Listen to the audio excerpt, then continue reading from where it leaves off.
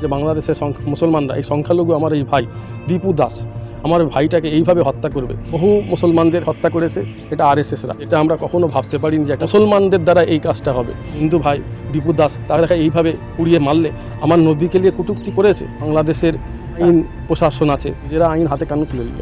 আমার নবী সবসময় মানুষকে ক্ষমার নজরে দেখেছে। প্রশাসন সরকারকে বলবো যারা এই কাজ করেছে তাদেরও প্রকাশ্যে রাস্তায় ফেলে পুড়িয়ে দিই, তাদেরও হত্যা করুক যারা এই কাজটা করেছে। আমি এইরকম একটা ন্যাক্কারজনক ঘটনাকে তীব্র নিন্দা জানাচ্ছি, যেটা আমরা কখনো ভাবতে পারিনি যে একটা মুসলমানদের দ্বারা এই কাজটা হবে।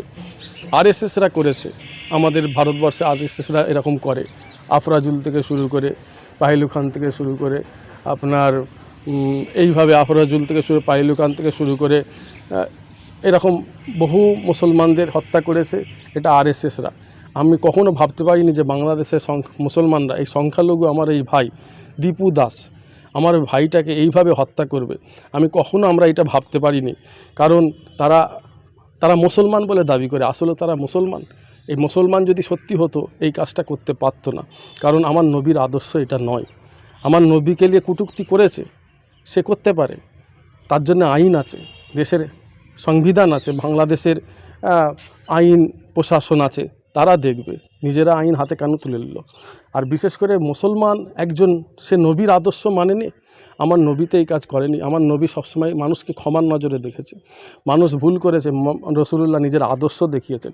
আমার নবী হাঁটছেন, একজন বুড়িমা সবসময় রাস্তার উপরে আপনার কাঁটা দিয়ে রাখতো, আমার রসুলুল্লাহ সরিয়ে দিয়ে হাঁটে চলে যেতেন।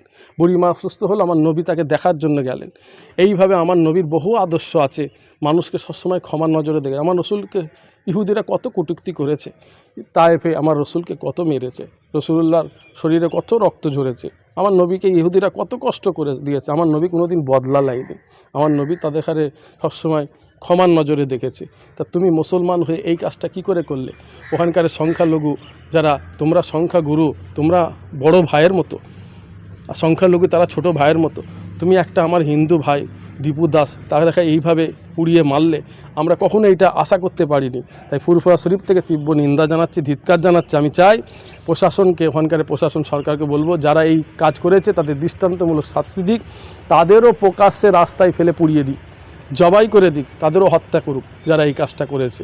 আমি চাই ওখানকার যারা সংখ্যালঘু আছে, আমার সংখ্যাগুরু ভাইয়েরা, মুসলমান ভাইয়েরা, তারা আপনারা ওখানকার হিন্দু ভাইদের আপনারা ভালোবাসুন, মাথায় তুলে কলিজার ভিতরে ঢুকিয়ে নিজেদের বুকের ভিতরে আগলে রাখুন।